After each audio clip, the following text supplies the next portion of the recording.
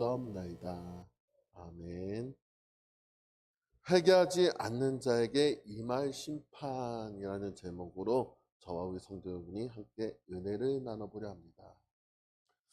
여러분, 사도 바울은 복음을 통해 하나님의 의가 어떻게 드러나는지 설명하기 위해 먼저 하나님의 진노에 대해서 불편한 진실을 말씀해 주고 있습니다. 하나님이 만드신 피조물을 통해서 하나님을 알면서도 하나님을 무시하고 하나님을 거절하는 자들, 하나님을 우상으로 바꾸어버리고 진리를 거짓으로 바꾸어버리고 자신의 욕심을 따라 사는 자들, 그들에게는 하나님의 진노가 임한다는 것을 말씀해 주고 있는 것입니다. 하나님이 그들을 어떻게 하실까요? 하나님은 그들을 잠시 내버려 두심으로 그들이 이르게 되는 사망, 결국은 사망, 즉 영원한 죽음에 임한다는 사실을 보여주고 있는 것이죠. 그런데 이 불편한 진실에 대해서 어떤 사람들은 다르게 생각하고 있어요. 이 무서운 심판에 대해서 하나님의 진노를 무서워하지 않습니다. 왜 그럴까요? 그 이유는 나와 상관이 없기 때문에 라는 생각을 가지고 있기 때문에 그러합니다. 불경건과 불의를 행하는 사람이 심판을 받게 된다는 사실, 그 사실이 어쩌면 누군가에게는 즐거운 소식이 될 수 있습니다. 박수를 치며 그들에게는 심판이 마땅해라고 생각할 수도 있습니다. 왜냐하면 그들은 나와는 차원이 다른 악한 죄인이기 때문에 그러하죠. 그러면서 나는 그들과 다르다라고 생각하고 하나님의 심판은 나와는 관련 없는 일이라고 생각하는 사람들이 있다라는 것입니다. 여러분, 아이들이 놀고 있을 때 어른이 와서 한 아이의 잘못을 지적하면 다른 아이들은 어떻게 생각할까요? 전 안 그랬어요. 방금까지 같이 놀아놓고 자기는 아니라고 하면서 혼나는 아이의 잘못을 친절하게 알려주기도 합니다. 어린아이들의 모습을 보며 우리의 모습을 발견할 수 있습니다. 누군가가 큰 잘못을 해서 욕을 얻어먹는 것을 보면 어떤 생각이 들까요? 뉴스에 나오는 사건들, 많은 사건들이 있죠. 범죄자를 보면서 그런 생각이 들 수 있습니다. 나는 저 사람과 달라 라는 생각을 가질 수 있죠. 저 사람은 심판받아 마땅해 라는 그런 생각도 가질 수 있습니다. 그러나 우리는 죄를 미워하고 어떤 일에 대해서 옳고 그름을 따져야 한다는 것이죠. 하지만 우리가 자주 범하는 실수는 우리가 죄인을 대할 때 마치 나는 그 죄와 전혀 상관이 없는 사람처럼 나를 의롭다고 생각하고 다른 사람을 판단하는 것은 그것은 옳지 않는 일이죠. 왜요? 내 속에 있는 교만이 일을 하기 때문에 그렇습니다. 다른 사람을 정죄함으로 나는 그 사람보다 더 높은 위치에 있다라는 것을 생각하고 있는 것이죠. 그리고 내가 심판하시는 하나님의 자리에 앉아 있다는 것을 느끼게 됩니다. 여러분, 그 자리는 우리가 앉아 있을 수 있는 자리가 아니라는 것을 우리는 알아야 됩니다. 사도 바울은 그런 자에게 말합니다. 우리가 자주 하는 일을 경고하는 것입니다. 여러분, 사도 바울은 1장에서 하나님의 진노의 대상을 말할 때 그들이라고 표현하고 있습니다. 바울이 사용하는 표현은 그들에게 이 세 가지 표현을 말씀을 해주고 있는 것이죠. 그들이 불경건과 불의를 행했고 그들이 하나님의 우상을 바꾸었고 그들이 진리를 무시함으로 타락했고 그들이 하나님을 거절했습니다. 그런데 바울은 오늘 본문에서 그 표현을 바꿉니다. 어떻게 바꿀까요? 남을 판단하는 사람아 내가 너를 정죄합니다. 내가 같은 일을 행합니다. 바울은 그들이 아니라 너라고 말을 해주고 있는 것입니다. 다른 사람의 죄를 말할 때 그렇지 그냥 두면 안 돼. 마땅하지 맞장구 치던 그 사람들의 입을 단번에 막아버렸던 것이죠. 바울이 여기서 말하는 것은 뭘까요? 남을 판단하는 사람이 누구인지 그 대상에 대해서 몇 가지 견해가 있지만, 당시 문학 양식으로 사용됐던 가상의 대화 상대를 두고 수사적인 질문하는 것으로 생각할 수 있습니다. 성경의 다른 곳에도 이런 표현 방법이 있는데, 가상이 대상이지만 실제의 경험을 반영하고 있는 것입니다. 여러분, 로마서 1장에 회개가 필요한 사람이 탕자와 같다면, 오늘 본문 로마서 2장에서는 회개가 필요한 사람은 탕자의 형과 같다는 것을 말씀해 주고 있는 것입니다. 그리고 중요한 것은 바로 당신이 탕자의 형과 같다라는 말씀을 해주고 있습니다. 바울은 당신도 회개가 필요한 사람이다라고 본문을 통해서 말을 해주고 있는 것이죠. 바울은 경고에 대해서 다른 사람들은 이렇게 반응할 수 있습니다. 어떻게 우리를 이런 일을 행하는 자들과 같다고 말을 할 수 있습니까? 불경건하고 불의를 행하는 자들, 우상 숭배하며 다른 사람에게 피해를 주고 죄 가운데 사는 자들, 그런 악한 자들과 왜 우리와 비교를 합니까? 그런데 바울은 잘못된 생각을 깨뜨립니다. 자기 방어와 자기 논리에서, 자기 교만과 착각에서 빠져나와 정신 차리라고 찬물을 끼얹고 있는 것이죠. 남을 판단하지 말고 정신 차리십시오. 당신도 똑같은 일을 하고 있습니다. 사도 바울이 이렇게 말을 해주고 있는 것이죠. 우리가 심판하시는 날에 하나님 앞에서, 하나님, 저는 살인한 적이 없어요, 간음한 적이 없어요, 어렵지 않게 말할 수 있을 것입니다. 그러면서 심판은 저기 있는 저 사람, 사람의 생명 빼앗은 저 사람, 저 죄인에게 이렇게 어울립니다. 이렇게 말할 수 있습니다. 하지만 이렇게 말하기는 어려울 것 같습니다. 저는 다른 사람에게 화내거나 미워한 일이 전혀 없어요. 하나님의 심판 피할 수 있습니까? 아니요, 그럴 수 없습니다. 하나님의 심판은 누구에게나 다가온다는 사실입니다.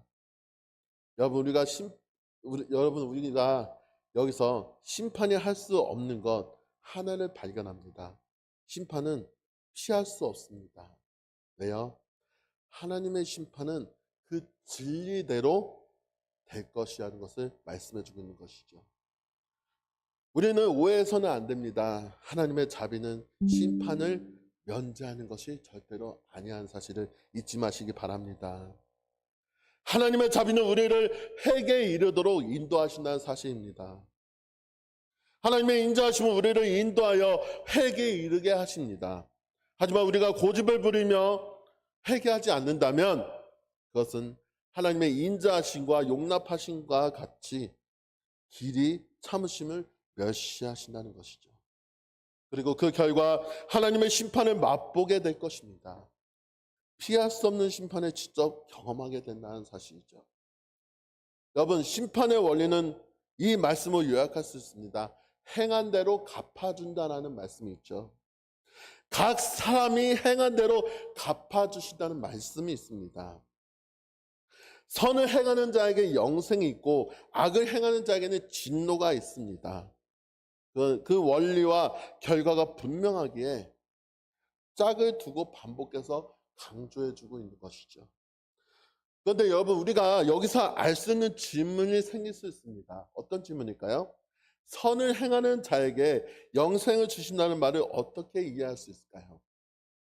오늘 사도 바울은 로마서의 주제로 할 수 있는 1장 16절과 17절에서 복음이 믿는 모든 자에게 구원을 주시는 하나님의 능력이 됨이라고 말을 했고, 오직 의인은 믿음으로 말미암아 살리라고 로마서 1장에서 말씀해 주고 있습니다.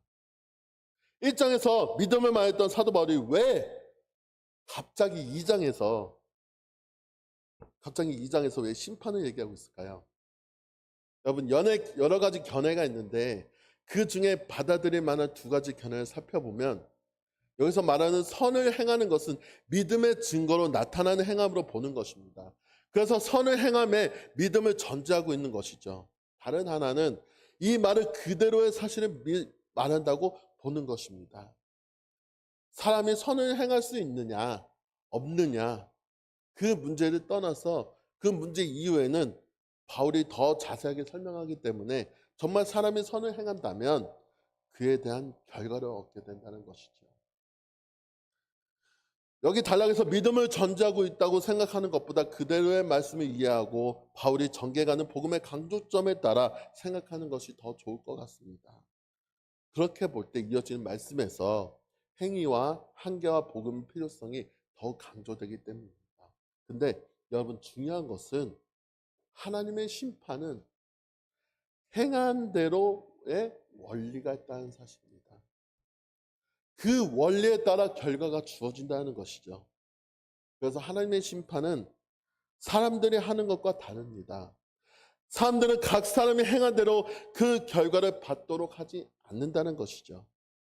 여러분 하나님은 또한 외모로 사람을 취하시지 않으시지만 사람은 외모를 보죠. 사람은 어떻게 할까요? 예쁘면 용서가 됩니다. 잘생기면 봐주죠. 우리는 외모로 사람을 판단하는 세상을 살고 있습니다. 그런데 문제는요, 우리도 그렇게 할 때가 많다는 사실이죠. 어떤 사람에 대해서 그 사람의 배경이나 지식이나 가진 것이나 그런 외적인 것들을 가지고 차별하는 것입니다. 하다못해 길 고양이가 있어서 먹이를 주려고 해도 예쁘게 생긴 애는 먹이를 주지만 못생긴 고양이는 어떻게 할까요? 신경도 안 써요. 때로는 나와 어떤 관계가 있느냐에 따라서 사람을 다르게 대우합니다. 차별하는 것이죠. 무엇보다 우리는 나 자신에 대해서 다르게 대합니다. 우리는 나 자신에 대해서 너무나도 관대해집니다. 자신의 잘못에 대해서 나름 핑계를 찾고 변명하기가 쉽다는 것이죠. 다른 사람의 죄에 대해서는 분노하며 자신의 죄에서는 의로움을 나타내지만 자신의 죄에서는 심각하게 느끼지 않는다는 것이죠. 사람은 이렇게 나에 대해서는 관대하고 다른 사람에 대해서는 차별하는 우리 시대에 이 시대에 살고 있습니다. 여러분 그러나 하나님은 절대로 차별하지 않으시는 하나님이십니다. 그러면 어떤 하나님이실까요?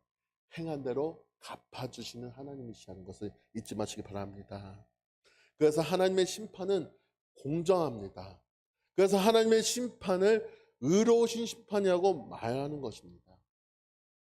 바울은 사람이 태어나면서부터 하나님의 율법을 가지고 있다고 말합니다. 그것을 뭐라고 할까요? 양심이라고 말을 합니다. 율법이 없는 이방인도 마음에 새긴 율법, 양심을 따라 행할 수 있다고 말씀해 주고 있는 것입니다.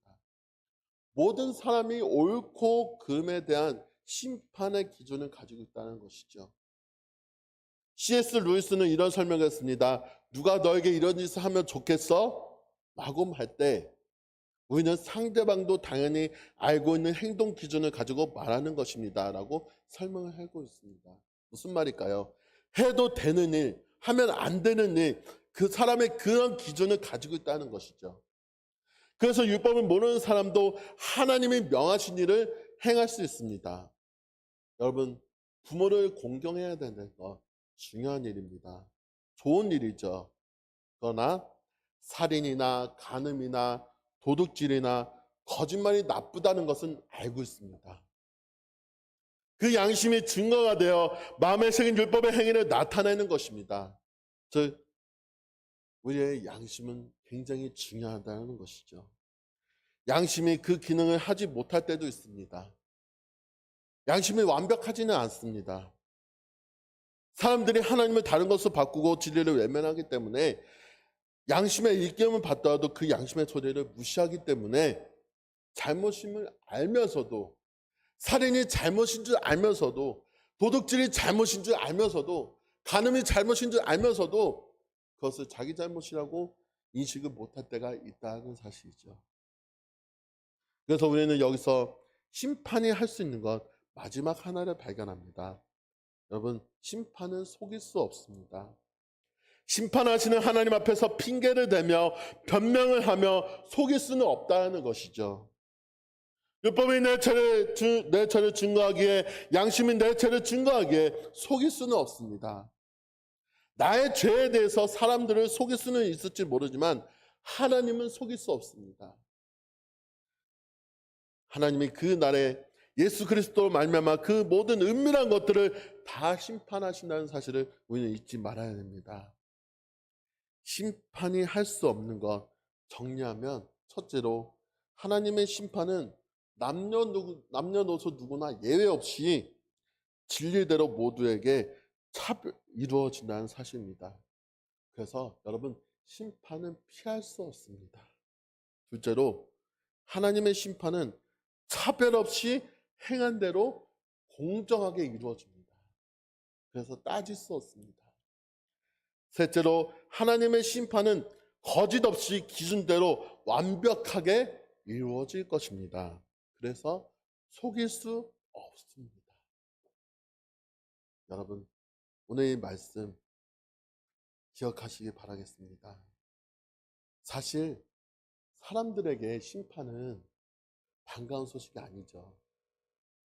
죄로 인해서 영원히 심판받을 거라는 사실이 좋게 들리지는 않습니다. 하지만 만약 심판이 없다면 복음의 의미가 있을까요? 만약 심판이 없다면 여러분, 복음이 기쁜 소식이 들릴 수 있을까요? 그럴 수 없습니다. 만약 하나님이 죄에 대해서 아무것도 하시지 않고 그냥 내버려 두신다면 그 하나님을 믿고 따를 수가 없습니다. 하나님의 공의를 신뢰할 수 없고 하나님의 능력을 믿을 수 없습니다. 하지만 우리가 믿는 하나님은 공의로우신 하나님이시라는 것을 잊지 마시기를 바랍니다. 하나님은 그 모든 사람에 대해서 그 행한 대로 공정하게 공의롭게 심판하신다는 사실을 우리는 잊지 말아야 된다는 것이죠. 그 의로우신 심판을 믿을 때 우리에게는 무엇이 임할까요? 복음이 임합니다. 우리에게 하나님을 만날 수 있는 복음이 임한다는 사실이죠. 그래서 여러분, 이 말씀을 다시 생각하기 바랍니다. 죄에 대해서 완악한 마음으로 고집을 부리며 회개하지 않는 것은 그 날에 임할 진노를 거듭해서 정립하는 것과 같습니다. 여러분, 하나님은 이 땅에 가득한 죄에 대해서 무관심한 것이 절대로 아니에요. 그 풍성한 인자하심으로 회개를 기다려주고 계십니다. 또 기다리고 참고 인내하시는 하나님이시라는 것입니다.